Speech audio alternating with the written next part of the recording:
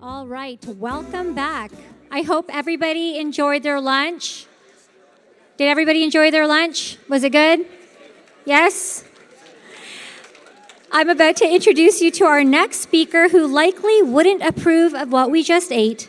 So Dave Asprey, I personally apologize as I was responsible for helping to pick the menu.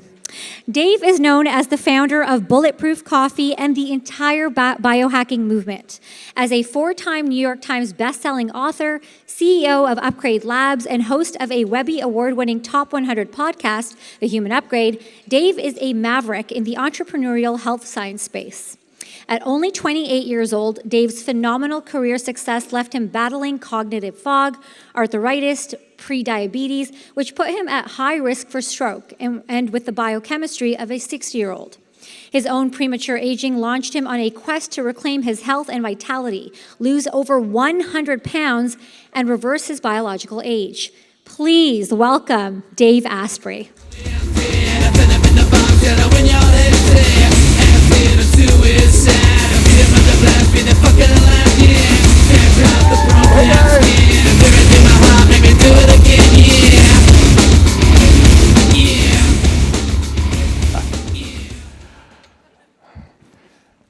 It would be so fun to give a really rousing talk about the basic biohacks that you've read about online over the past 12 years.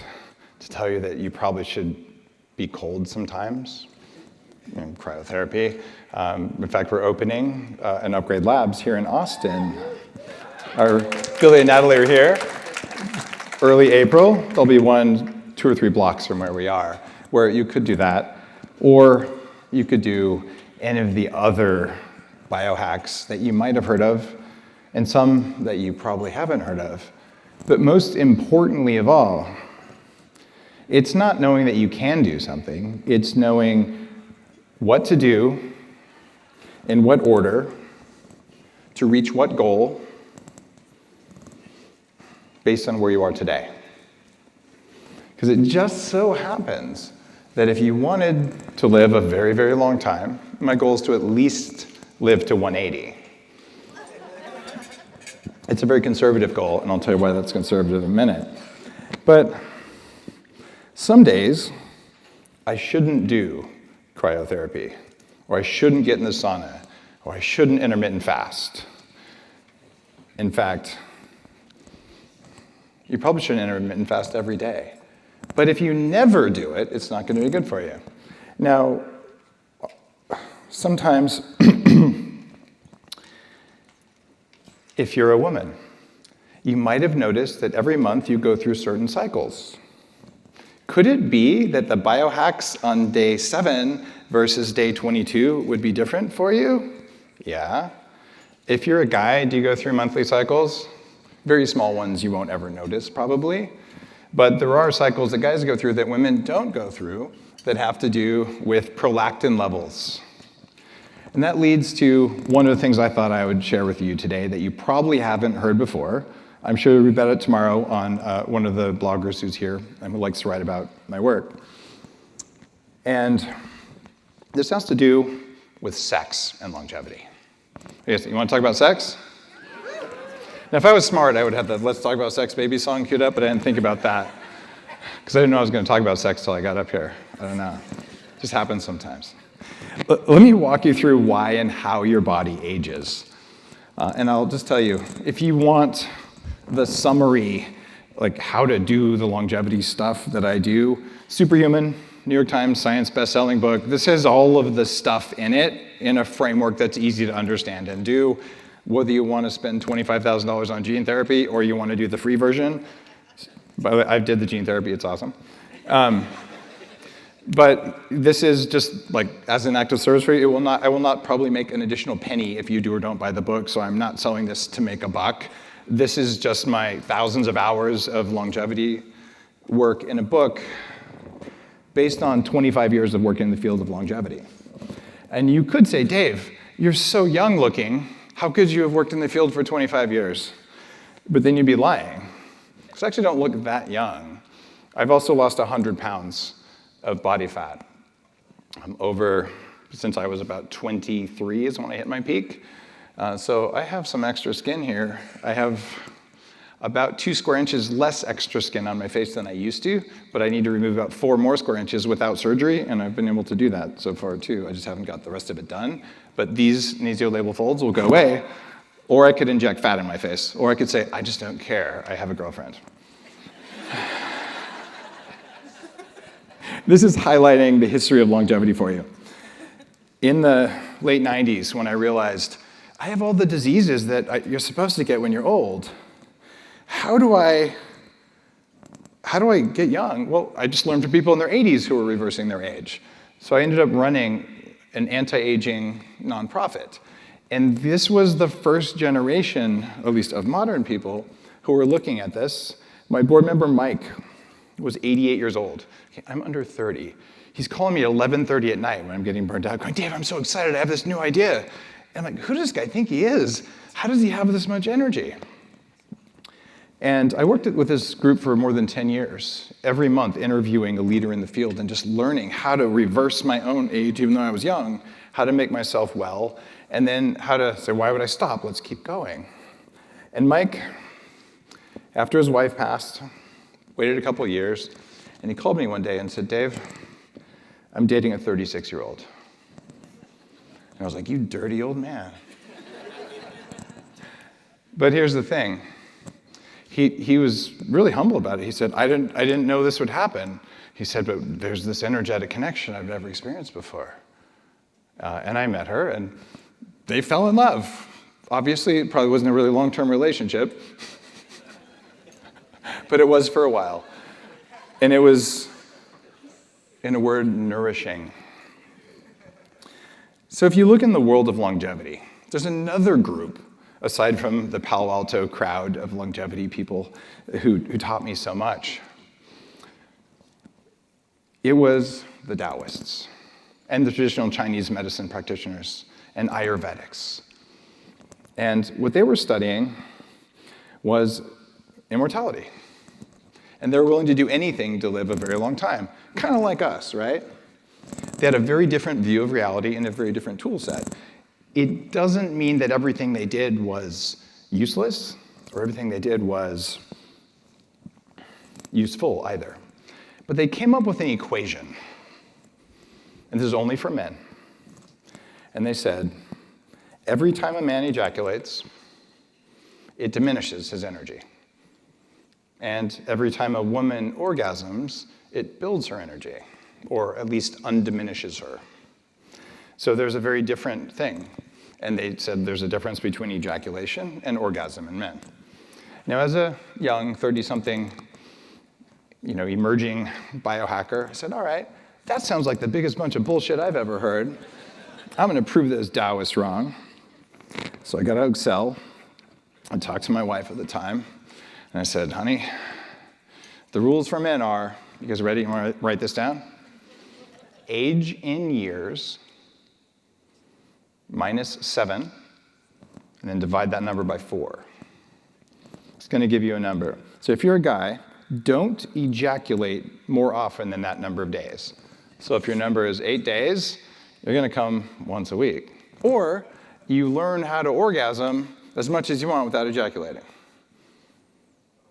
Now you're going, most of you heard because your ego and your onboard filters are like, fuck that. All I hear is he told me not to have sex. Now, here's what the numbers are going to say. The numbers are going to say, and I published this in one of my books, an entire year's worth of data on how often I had sex versus ejaculated. And this is going to sound really weird. The less you ejaculate, the more sex you have, because you're ready to go all the time, right? What effect does it have on your longevity? It turns out meaningful effects on your longevity as a man, and for the man's partner, assuming it's a woman, similar effects on the woman. Why? Because I track my daily happiness for the entire year. How much do I like my life? Do I like my job, my career, my family life? Just how good was today? There is a really clear really clear ejaculation hangover for men. That's what the Taoists were saying. Don't waste your qi, your vital essence. And I've learned all the practices I've studied in Nepal and Tibet In South America, you can do the build up your chi, and you can do all these things. You can put your chi in your balls if you want to. They sell chi balls, by the way. But they're just saying, it doesn't, I'm like, this can't be true. This can't be real. But at the end of it, there's a little asterisk on the equation. It said, so this is the number of days if you want to maintain your health. But if you want to live forever, don't ejaculate more than once every 30 days. And keep your orgasm to less than an hour. Now, if you just spit your water out over here, I understand, because that's what I did. Like, these guys are absolute crackpots, like cultists, except there's like billions of them. So I had to try all that. And yes, I published the data, which was kind of embarrassing, because if you ever tried going 30 days, they just like, experiment interrupted, try again.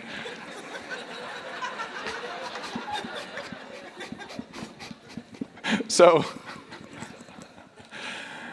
here's what happens when a man ejaculates. This is like 7th grade class right now. And you like little diagrams up here and like little hand gestures. What happens is you have a huge spike in prolactin, which is not good for longevity, and a very large 24 to 48 hour drop in testosterone. It also affects your dopamine levels negatively. This is one of the reasons that porn is bad for you. It's also a pro-longevity behavior. But if you keep your dopamine high, you keep your libido high, you keep your testosterone high, and your prolactin low as a guy, you can do amazing things in the world. And what happens is testosterone, which is a longevity compound in men and women in different doses, and if you're worried about testosterone and cancer, all that, read the book. That stuff is old news. It's been debunked. So testosterone and dopamine ride together, which means when you have a drop in testosterone, you have a drop in dopamine. You have a drop in dopamine, it's totally okay to stay in grandma's basement and play video games all day. But if your dopamine is high because your testosterone is high, you're like, how about I conquer a country so I can get me some? At least that's what I thought when I was 22. This is human biology. And maintaining the testosterone levels and the desire to make a difference in the world at any age for a man or a woman is fundamental to longevity, because you will die if you don't have a reason to live. Now I'm going to tell you a little sad story about my friend Mike. He called me one day. I was up in Seattle with my kids and driving, and he just said, Dave, my wife, no, it wasn't his wife had already passed, said, Dave, my son, my daughter, and their kids were all killed in a car accident. He lost his entire family, and he died 2 weeks later. That's how important your mission is, your connection to community, and your passion and having something to live for. And if you lose your drive, I don't care how much gene therapy you have, I don't care how much testosterone you have, except if you have it, you won't lose your drive. You're not going to want to be here. And wanting to be here is the most important longevity compound that there is. Having a reason to be here. Acts of service to others, it turns out, is one of the simplest hacks to live a very long time. Help someone. And then we get into this interesting mindset that's like a Tony Robbinsism. You got to talk like Tony. I've been on his main stage, love Tony. But it's like, I'm going to feed 1 billion people. Well, it turns out your body can't count. You can, but your body's dumb. So if you feed one person, or you feed everyone who's hungry, or you feed 1 billion people, it's the same feeling in your body, which is, wow, I got to help someone. So service to others is also a longevity behavior. So you have a reason for being, and you can help other people out along the way. You're going to feel good. But the reason for being is powered by testosterone and dopamine that ride together. But there's another problem that happens. This is a really important problem. It's around energy production. You ever have one of those days where I have a lot of desire to do something, I'm just too freaking tired. I just don't have the energy. I want to lay in bed, but I want to, and you kind of tell yourself you can't. You ever experienced that? As a guy who had chronic fatigue and fibromyalgia, I might have had that once or twice. Well, what's going on there? Could be a bunch of mitochondrial biology stuff that will affect aging in many different ways. Or it could be thyroid. So the two most important longevity tests after basic inflammatory markers that I recommend you do is an advanced thyroid test to see your T3 and T4 and TSH. And the short version on that test is your TSH, which is how loud your body is yelling for extra thyroid, because thyroid is the thermostat for your energy levels. You want it underneath 1 if you're going to live a long time. You go to a normal doctor, 3 or 4. You're within range. The words within range are your enemy. Be straightforward. You should treat how you feel. You should not treat the lab test numbers, because your normal level of thyroid to feel good may be different than the average person who is already messed up in their thyroid because of the stuff we've done to the environment. They're saying your testosterone levels are pretty good for a 45-year-old woman. You're like, how about you go fuck yourself? I want the healthy hormone levels of a 25-year-old woman, because I'm planning to live to be 150 and look good and feel good and fuck as much as I want. Is that not a good reason to live to 180? I'm a little bit blunt there, but yeah. And here's why that matters. This goes back to the basic tenets of biohacking. And a lot of this comes from 40 Years of Zen, my neuroscience company in Seattle, where we've looked at 1,500 high-level executives' brains and trained them to perform different. It's based on spiritual work, and it's based on transpersonal psychology, and it's based on systems biology. And it's that your body processes reality before you do. And you say, what does that even mean? Well, when I do this, you know, if you're a scientist, that there was some amount of time between when the wave left my hands and it reached your ears. It was the speed of sound. And after that, you heard it, right? It's pretty straightforward. Well, when we glue electrodes to your head, it turns out when I clap, your brain doesn't get notified of the clap until about 350 milliseconds after I clapped. Did you guys notice the gap? Yeah, me either. There's a system in your body that erases 1/3 of a second of delay on reality. Why does it do that? So it can edit your reality for you and decide what to show you. Why is that useful? Because if you actually saw everything, your poor little brain would explode, so would mine. We can't handle all of the stuff, so it only shows us the useful stuff and just tosses away all the stuff that's not useful, and it needs some time to do that. So what is that system? How do we know it's there? Well, I just told you how we measure it. But if you lean on a hot stove, accidentally, of course, and then you go, and you pull your hand away, you go, oh, I almost got burned. Good thing I pulled my hand away. I don't know anyone who's like, wow, that stove is really hot. I think I'll pull my hand away. Because by then you're blistered. So your body's doing stuff, and you're taking credit for it constantly. This is part of the longevity world. In fact, that delay I talked about, if you're over about 30, you have a 350 millisecond, about 1/3 of a second delay. If you're under that, say 18 is usually the best, 240 milliseconds. It turns out teenagers actually see reality faster than older people, unless older people train their brain. My lag time on reality is still 240 milliseconds, but it didn't used to be, because I used to have a brain that was dysfunctional. It's just now trained, and my mitochondria are upgraded. So you can train yourself to have a faster window on reality, and it's one of the many markers of aging that we don't talk about. Well, if there's something filtering reality out in there, it's going to tell you all sorts of things about reality that are true or not true based on what it thinks is real. That means that your body makes decisions in this order with these 4 substances, or these 4 reasons. Number 1 is fear. Your body will, before you can think about it, decide if something is scary. So if there was some time in your life that a tall white dude in a black shirt with weird patterns on it did something really bad to you, like beat you up in an alley, when I stood up here, you're like, I hate that guy. I want to kill him. And you don't know why, and then you know I'm a bad person. right? Because you felt it, therefore it's real. Because your body's job is to show you things that are true, even though it lies to you all the time. So the first F word that drives your biology and drives your aging process is fear. Run away from, kill, or hide from scary things. If you have a cortisol response, stress response, guess what you're not doing? You're not refolding proteins. You're not doing mitophagy or autophagy or getting rid of senescent cells. You are not doing any regenerative process. You're getting ready to run away from, kill, or hide.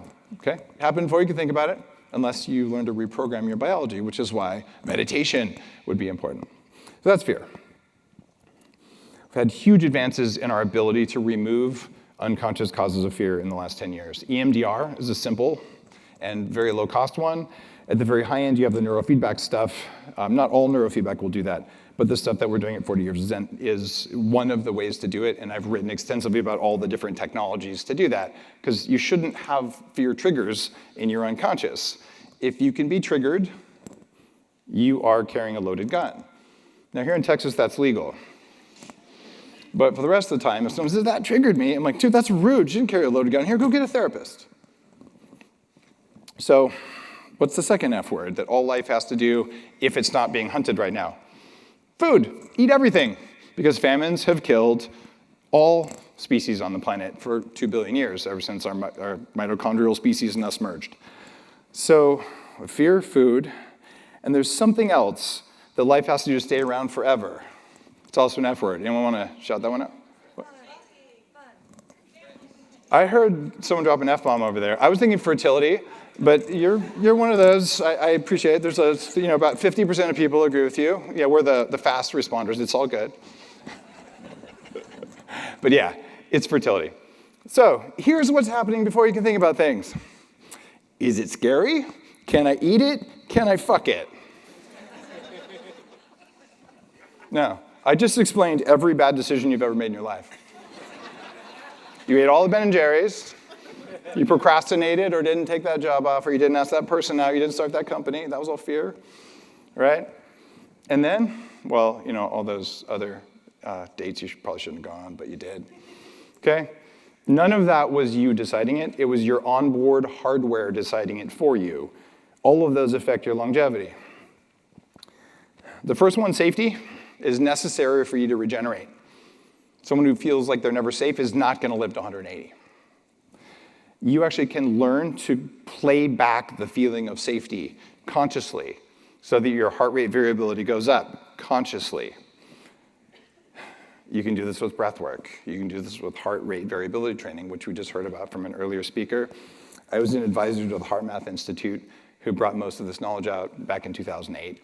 And I was CTO and co-founder of the first company to get heart rate from the wrist, so we could do heart rate variability during the day, what your Apple Watch does now. That was in the early, or maybe 2010-ish times. So this is a really important longevity marker, because it means you learn how to turn off fear, and you can do it consciously. So your body will do what it's supposed to do instead of being ready for tigers that aren't even there because they look like your mother-in-law. And the world's confusing. So we're running through all these things. And then food. Food is actually nourishment. Nourishment is good because it makes us feel safe and because it gives us the nutrients we need. Unfortunately, it also fills us with toxins. And then after that is the F word. It is actually also a source of nourishment. And it's something that can make you feel profoundly safe. 20% of people report that during really good sex, they meet God. Ever hear that statistic? This is a real survey of people. Their partners usually don't know because they don't talk about it. They're twitching, but they're having a mystical experience, a direct experience of God. Not God from an organized religion where you have to pay a subscription fee or anything like that. It's literally direct experience. You can also do it with breath work. You can do it with psychedelics, although there are risks there. There's also benefits. And what I'm suggesting to you is that getting your house in order so that you're not easy to trigger, you're not anxious, is a potent longevity thing. Learning how to eat so that you don't get a lot of toxins, so that you find the combination of nutrients that will work for you, be really important. There is no one right answer for everyone, but there are basic principles, like don't eat a lot of seed oils. If you go back to the Bulletproof Diet, the first chapter, when published in 2014, don't eat seed oils, watch out for lectins if you're sensitive, don't eat a lot of oxalates, which are a big longevity cause that people still don't know too much about. Let's see, did I say seed oils? And grass-fed, this, and phytic acid is the other thing. So if you're eating plant toxins that are weaken our species, if we overeat plants, you won't live as long. Here's my evidence. Something like 84% of people, it might have been 74, I'm not remembering the exact percent, of people have calcium oxalate crystals in their pineal and thyroid glands when they die. Now, what is oxalate? Well, calcium oxalate is formed from plants. Those longevity raspberries, almost as high as spinach, and its evil twin kale. Kale's evil, bad.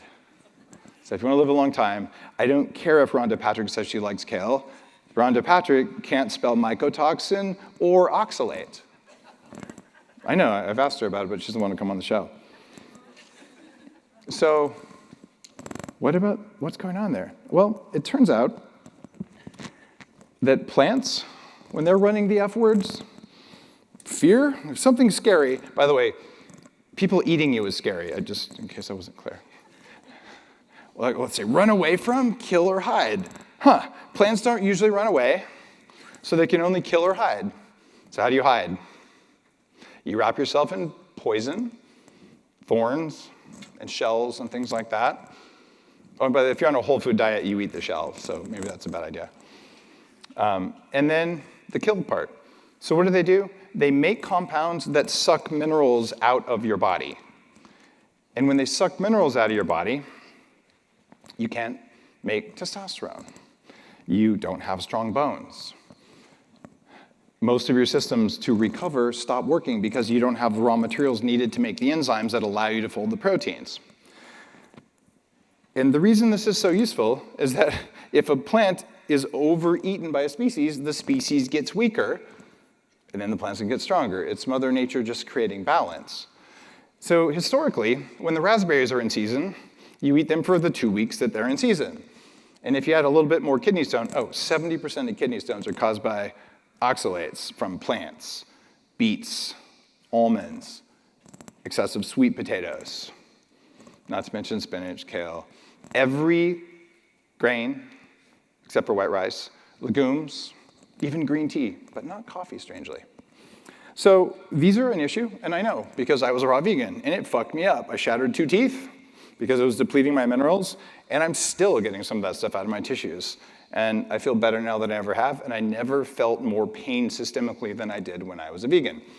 How many vegans you know who have to foam roll all the time because they're in pain all the time? Yeah, razor sharp calcium crystals that damage your mitochondria, that stick in your tissues, that cause you to have sore joints, even cause brain inflammation, and are associated with autism. Those might be something you don't want to eat many of. And there's individual levels of sensitivity, but they're not good for you. You're gonna live 180 years? That's twice as long to bioaccumulate something that builds up over the course of years. So you might want to limit your intake of those things over time so you have a system that works for a lot longer. I have 2.5 minutes left on my stopwatch. We good? All right, just chilling? Very close to you. Very close to me. All right, good deal. I feel loved. All right. So what do you do about minerals? There's macro minerals that you need to take, calcium, magnesium, stuff like that.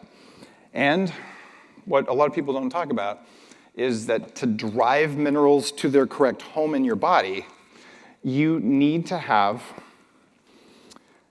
fat-soluble vitamins, and not the kind of fat-soluble vitamins that plants usually make, because plants suck at making fats that we can use, because this is really weird, we're not plants.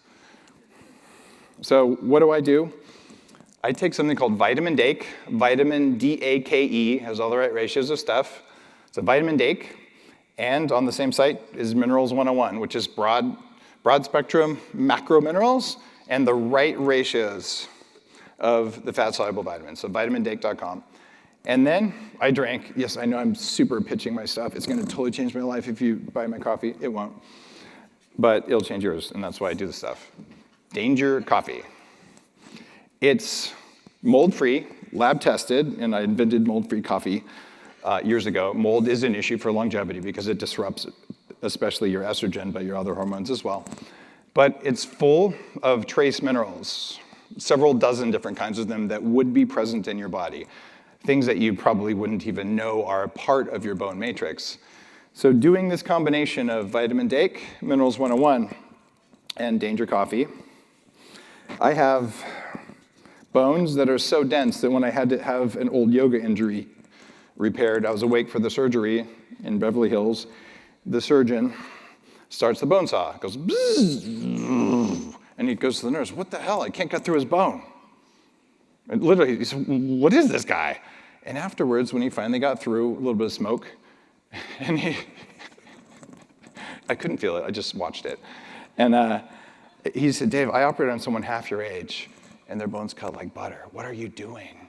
Well, I'm doing all this stuff at Upgrade Labs, and some vibration, some red light, all the biohack stuff that you've learned about over the years. But it's this mineral stuff. And now for the final longevity thing. You've learned about DNA methylation, age, what's your measured age, what's your speed of aging. You guys heard of Brian Johnson's aging stuff?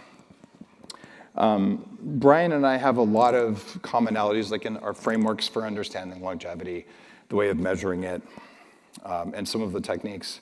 But sometimes Brian says, I'm a vegan. Well, when I interviewed him, he eats 20 grams of cow skin every day, which last time I heard was not vegan, right? I know, because I'm the guy who made cow skin a multi-billion-dollar industry. It's called collagen protein. Sometimes it's hooves, too, depending on which brand you use. So collagen, up to 20 grams a day is a good idea. More than 20 grams will actually increase oxalate levels. So moderate collagen is a good thing. But here's the thing. 6% body fat. I exercise 20 minutes a week using Upgrade Labs technologies, because I have them at home before we opened the space here in town. 20 minutes a week using the stuff from my most recent book. I've never been in better shape in my life, and it's ridiculous. You don't have to beat yourself up and overtrain. And the really interesting part is the speed of aging. You guys remember that part of this thing? So there's a longevity Olympics. Brian Johnson's a 72% for speed of aging on the semi-vegan thing that he's doing. He spends $2 million a year. I spent $2 million over 20 years, and a lot of it was just to discover what worked. My speed of aging on 200 grams of animal protein every day for more than 2 years is 72%. So it turns out you do not have to be on a plant-based diet to have a low speed of aging. In fact, it's between 69 and 72% because there's a small variance depending on when you take the test and things like that. But I'll tell you, if you want to have muscle mass, not have sarcopenia, which means you'll probably fall, have a loss of muscles, break a hip, not make it to at least 180, you might want to start increasing your animal protein intake because it's impossible to get enough plant-based protein. Even if you do industrial-based extracts of plants like brown rice protein or pea protein, they just don't work as well. So you have to eat at least 2 and sometimes 3 times as much of it. I can barely do 200 grams of animal protein a day. That's 2 pounds of steak or protein powders. Try to do that with 4 pounds of fake steak. I'd rather not live to 180. So there you go. Animal protein over plant protein. Plant proteins are generally designed to kill you, not to feed you. Don't eat animal fat. Or so eat animal fats. Don't eat plant fats, except for a few of them, like some olive oil, but not excessive olive oil. The primary fats I've had for 15 years are saturated fats. Look at my longevity numbers, about between 9 and 11 years younger, depending on what you measure, unless it's pulse wave velocity, which is arterial health. I'm 24. My brain speed is 18. My liver fat is 0.8%. A lot of people are 20, 30% right now. And my visceral fat in total is at the low end of the range for an 18-year-old. And I eat steak every day. And I cover it in a rosemary and oregano because they have way more polyphenols than fucking kale. On that note, my friends, thank you. If you want to learn about 40 years in Upgrade Labs, do it. Thank you. Thanks. Thank you so much. That was definitely spicy, definitely sexy, definitely Dave Asprey. Uh-oh, what did I do? I did a classic thing that guys do sometimes. I apologize. I forgot to finish the equation for women. Do you guys want to know the other half of that equation? Yes, my husband's here. I want him to take some Okay. notes. Go ahead. So, for men, we can have all the orgasms we want as long as we don't ejaculate. You just have to learn how to do that. There's going to be some tantric work in there. Austin's a good place to learn that. But I scoured the literature. There is no equation for women. So after consulting many women, I've been divorced for a couple years, I found the equation. Okay, it's as many orgasms for the woman until you feel like you're going to die, plus 2. That was a great encore. Thank you very much, Dave.